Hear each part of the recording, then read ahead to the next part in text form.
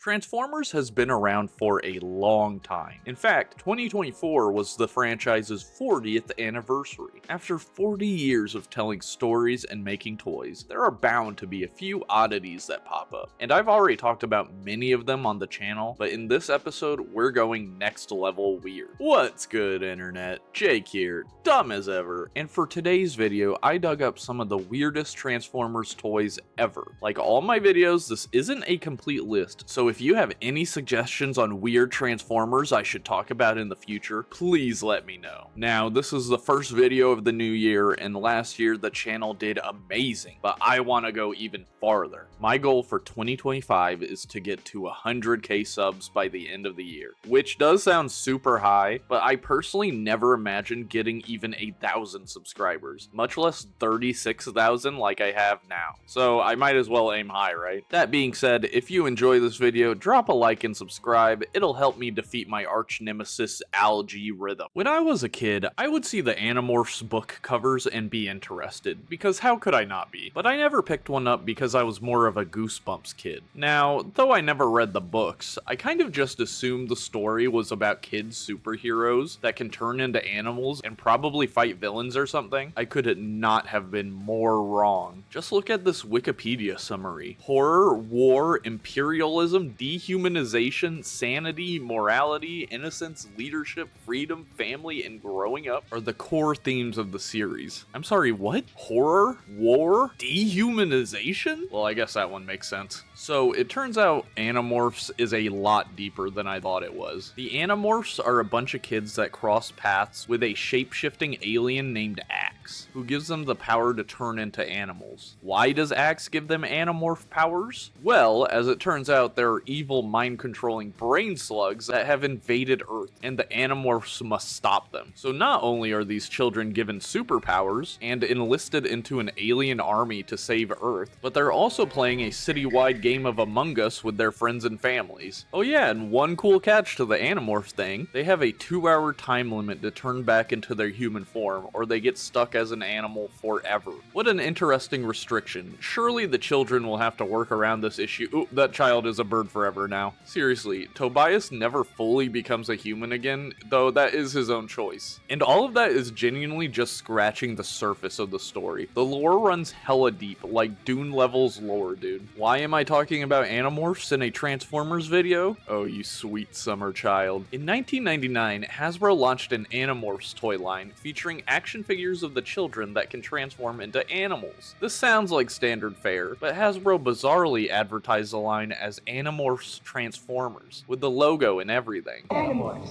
each sold separately.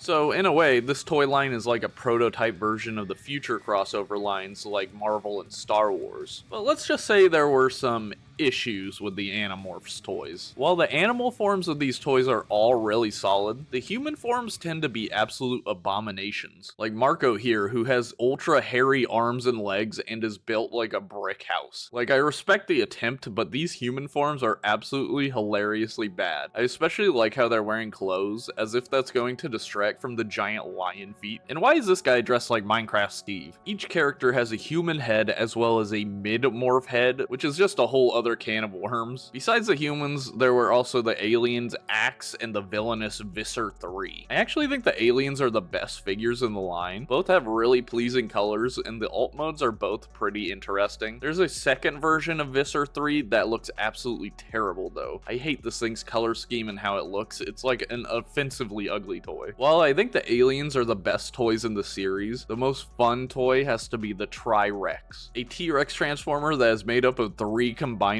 children. I know at some point in the books the kids go back in time and get dinosaur forms, but to my knowledge they never group digivolved into a T-Rex. While the T-Rex form is kind of amazing for 1999, the children that form the dinosaur are abominations, though I do like the one with super long arms. I just kind of like that character design. The Animorphs line was so poorly received that Hasbro canceled the line and moved some of the already designed Animorphs toys to the Beast Wars line as a final wave of toys. toys. These last Animorphs figures were actually different though. Instead of an animal to child transformation, it was actually animal to animal. Arguably this is a much better idea for an Animorphs toy line, but ironically these toys were moved to Transformers Beast Wars where they actually made no sense. These toys were named the Mutants and featured characters like Poison Bite and Icebird? Icebird? Seriously? What a crappy name, especially considering his polar bear mode is way cooler than his owl mode. There's actually one named Soundwave that turns into a bat and alligator. Unfortunately, his toy suffers from gold plastic syndrome, an issue early toys face where gold plastic starts to crumble like Ironhide in Dark of the Moon. These freaks barely have lore and were assigned their own faction symbol. They didn't even want to associate these guys with Maximals or Predacons. Oh yeah, and they all have a weird robot head hidden on them, a remnant of when they were supposed to be Animorphs.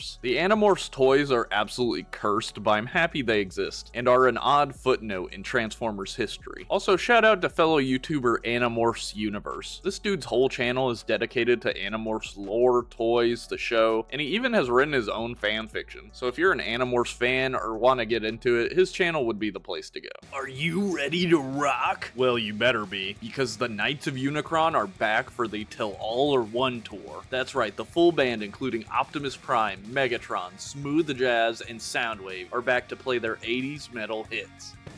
San Diego Comic-Con used to be the nerd event in the 2010s. It's where all the biggest movie and toy news would be revealed. These days we have a convention for everything, so news slowly trickles out through the year. But back in the day, SDCC was big, especially for toy reveals. Another SDCC tradition was exclusive, usually in the form of box sets, like the SDCC 2015 Combiner Hunters set, which features 3 incredible repaints of RC, Chromia, and Windblade, plus some gigantic combiner hunting weapons. This RC is so sick, man. I love the black and pink color scheme, and the giant sword looks incredible. But that isn't the set I want to talk about today. No, I wanted to talk about 2014's Knights of Unicron set. This is a 4-pack that features Optimus Prime, Megatron, Jazz, and Soundwave decked out in 80s hair metal outfits. In case you don't know, in the 80s a subgenre of metal called glam metal or hair metal became very popular. Glam metal is a poppy form of heavy metal, and the bands that played it would usually dress in very flashy and colorful outfits and sported big, weird hairstyles. That's where the nickname hair metal comes from. Some iconic hair metal bands include Def Leppard, Van Halen, and Motley Crue. Glam metal was at its most popular in the 80s, so it makes sense for a Transformers band to be themed that way. The hair metal decos for the Transformers in the set are absolutely amazing and hilarious. Jazz, who is called Smooth Jazz in this universe, has zebra print pants, and Megatron is sporting disgustingly teal leopard print. In the Knights of Unicron universe, the iconic civil war between the Autobots and Decepticons is represented by a band called the Knights of Unicron forming. The box set comes with some really awesome bonus materials, like this booklet that's shaped like a vinyl record and is actually the transformation instructions. There's also a CD case shaped booklet that holds the lore of the universe. You see, in 1978, Bumblebee formed a band called Bumblebee and the Hive with Megatron, Soundwave, and Smooth Jazz. They produced one hit song, but in typical Bumblebee fashion, he lost his voice. In need of a new vocalist, the band brought on Optimus Prime and renamed themselves to the Knights of Unicron. The booklet walks you through the timeline of the band, including album releases and band breakups and reunions. Many of the events and albums are inspired by a myriad of real-life events that had happened to multiple bands. An example would be Optimus Prime causing tension in the band by bringing on RC, his girlfriend, for creative influence. This is a very 2014 reference to Yoko Ono, John Lennon's wife, who is commonly blamed for the Beatles breaking up. Optimus even has a heart tattoo on his chest that says RC on it. As a fan of music history, the references and Easter eggs they used for the story are very funny to me. And I love the idea of the entire conflict of Transformers being represented by a band breaking up. This set also includes the animated versions of Laserbeak and Ratbat, who turn into a guitar and keytar respectively. As a Transformers animated fan, I had no idea these existed, and I'm very pleased to find out they do. Especially Laserbeak, whose white and red deco looks so good.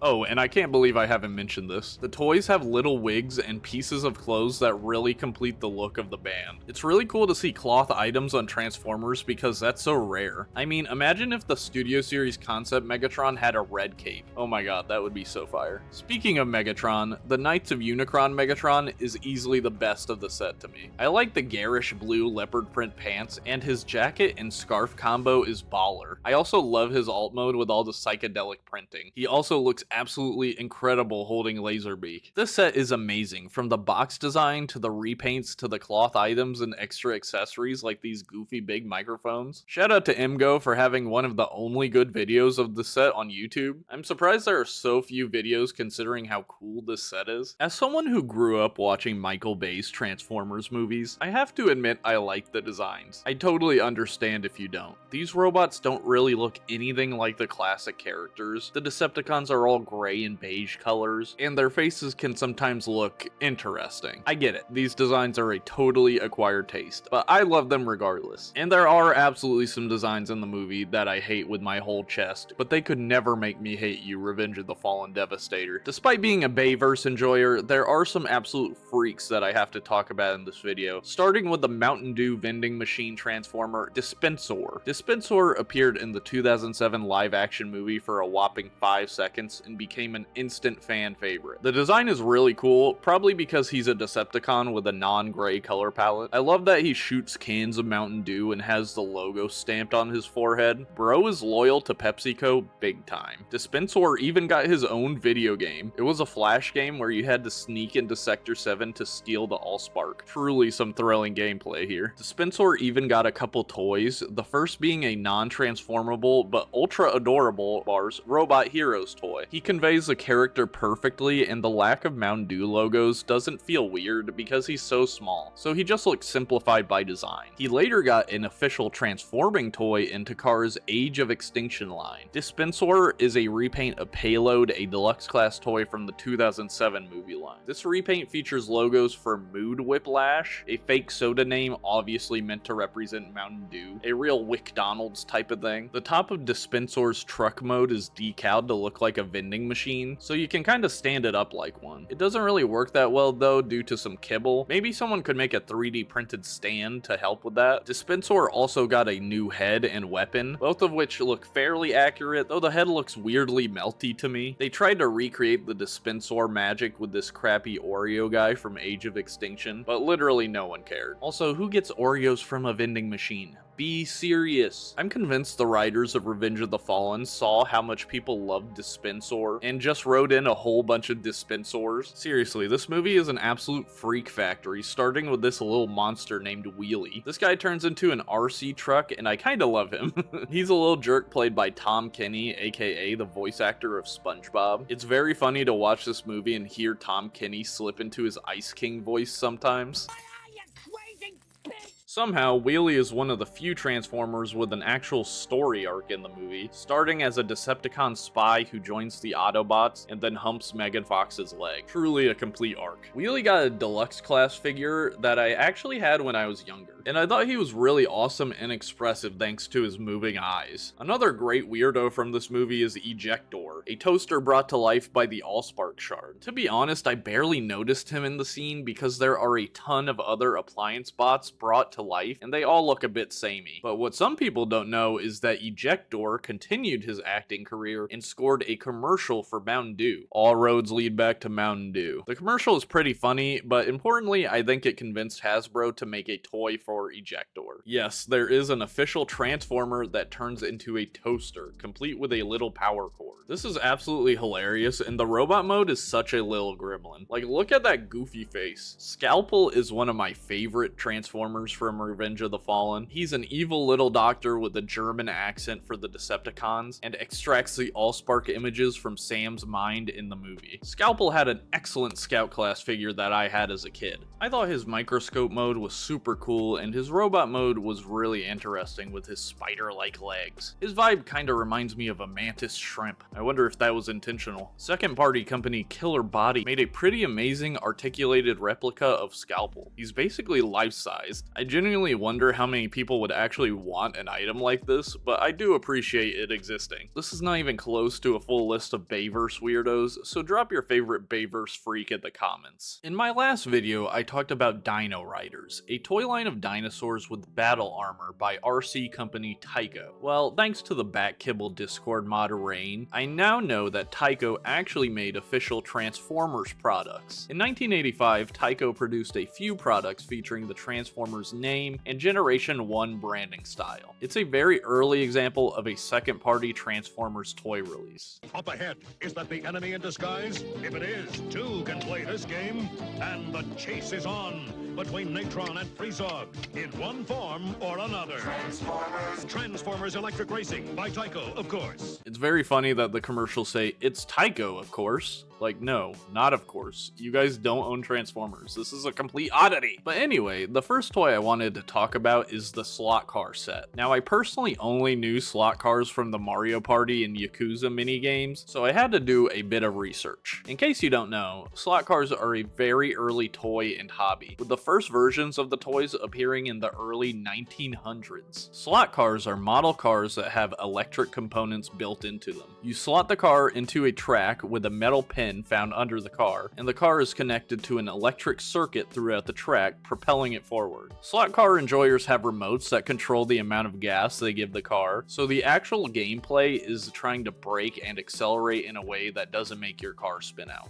That's basically how I understand it. Sorry if I got some stuff wrong. But I now actually understand how that Mario Party minigame works. Sweet. In 1985, Tyco put out a Transformers-themed electric racing set featuring slot cars that actually transform. These slot cars are Natron and Freezon, according to the commercial. And Freezon is actually a female Decepticon, which makes her one of the very first in canon, if you could call this canon. The cars, which I believe are 1/64th scale, are fully functional on the racetrack in vehicle mode and car mode, which is awesome and pretty fun. The robot modes are simple but still cool. They kind of remind me of Takara's Cosmo Countach, which was a precursor to early Transformers toys. They also have glow-in-the-dark paint that still works almost 40 years later, which is impressive. Seeing the cars fly around the racetrack is really fun, and I do kind of get the appeal of slot cars, though getting into the hobby seems a bit expensive. Speaking of expensive, oh my god, model train collectors are insane, but I really respect them. Tyco also made a Transformers-themed train set around the same time as the slot cars. The set came complete with a track, a mat to put the track on, a 4-car train, and these little minifigures meant to be Autobots and Decepticons? Are the Autobots and Decepticons in the room with us right now? According to TF Wiki, a bunch of these designs are actually from other robot anime. It seems like Tyco couldn't or didn't care to differentiate them from actual Transformers. Each car in the train also transforms to varying degrees. The front car can barely transform due to the motor inside, but the back cars can transform more, like this one that looks like some buildings. Or the caboose that can turn into a jet. It looks like a hawk, too.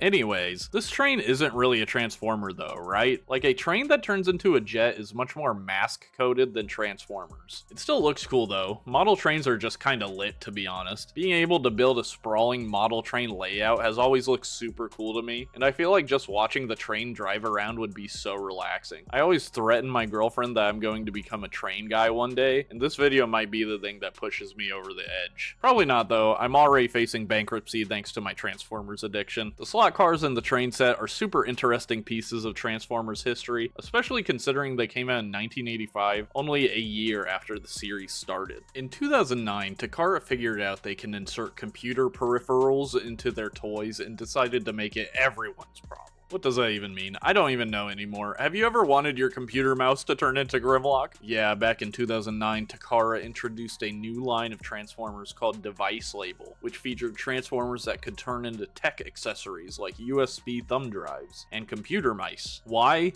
Who knows? It was 2009 and Devastator's wrecking balls were out. I have to admit I'm very tempted by the Tryprticon mouse. One, because I love Tryprticon, and two, because it would be deeply funny to me to win a game of Fortnite with a mouse that transforms into a dinosaur. The dinosaur mode is pretty decent, though it doesn't really evoke Tryprticon or Grimlock to me besides the colors. Interestingly, it seems like the computer mice were originally supposed to be decoed as Dinobot from Beast Wars and Overkill, a lesser known Recordicon. It's not clear why they switched, switched, but I speculate that it's because the G1 characters were just considered more notable and iconic, which I guess makes sense, but I would love a Dinobot mouse. The USB thumb drives are less enticing to me, mostly because they only hold 2 gigabytes, and I haven't really needed a thumb drive since high school. They feel really useless now that stuff like Google Drive exists. I will say the Transformer aspect of these toys appears to be excellent. The mold especially fits Ravage, who looks most like his G1 form. I also feel like Ravage is the most likely character to actually take the form of a USB thumb drive, more so than a character like Tigatron or Cheetor. In 2010, the final device label Transformer was released, in the form of Broadblast, a version of Blaster that could transform into a laptop that also functioned as a USB hub for your PC. When I first saw Blaster's laptop form, I was very amused at how chunky it is. That is until JT Mitchell brought his 2009 laptop into frame, and I realized it was as thick, if not thicker, than the Blaster laptop. I guess it's been so long that I forgot how truly thick old laptops used to be. I think Blaster turning into a USB hub is really funny, and I kinda wish the toy was actually Soundwave, because he would match way more with device label Ravage and Trypticon. A funny issue with Blaster is that in robot mode, the USB ports are located in his legs, so there are wires located under his knees running up to his body. Blaster can also hold G1 cassettes, which is cool. Though device label isn't the only weird line Takara made. A few years before, in 2007, they also had the music label line. Now, I've discussed a music label before in my weirdest Optimus Primes video, which you can find in my Transformers playlist along with all my other Transformers videos. I talked about the music label Optimus Prime in that video, which is a redecoed and slightly retooled G1 reissue, painted all white and equipped with a trailer that functions as an iPod speaker. But music label did create a few more figures besides that though, including a Soundwave that can actually play music, albeit with the help of a mini SD card instead of a cassette. I actually had this figure as a kid. It was a Christmas present and kind of an oddball gift to me. At the time, I had no idea Takara Transformers existed, and I wasn't even super aware of G1 besides the designs. This Soundwave I got was actually the Sound Blaster deco as well, so I not only had this strange Soundwave, but he was also in a color I had never seen before. I thought the articulation was amazing, especially for 2007. One thing I regret is that I never actually listened to music on the Soundwave. Not for lack of trying though, we just couldn't find a mini SD card back then. Maybe they just hadn't hit the States yet. There were also Rumble and Frenzy figures that transformed into incredibly uncomfortable looking headphones. This concept alone is hilarious in a very sure why not way, but what's extra funny to me is that Rumble and Frenzy are permanently wired together like twins sharing an umbilical cord. It is pretty cool that you can listen to music on Soundwave using Rumble and Frenzy though. It's an extremely strange product that provides a unique experience. I don't know why Takara made these weird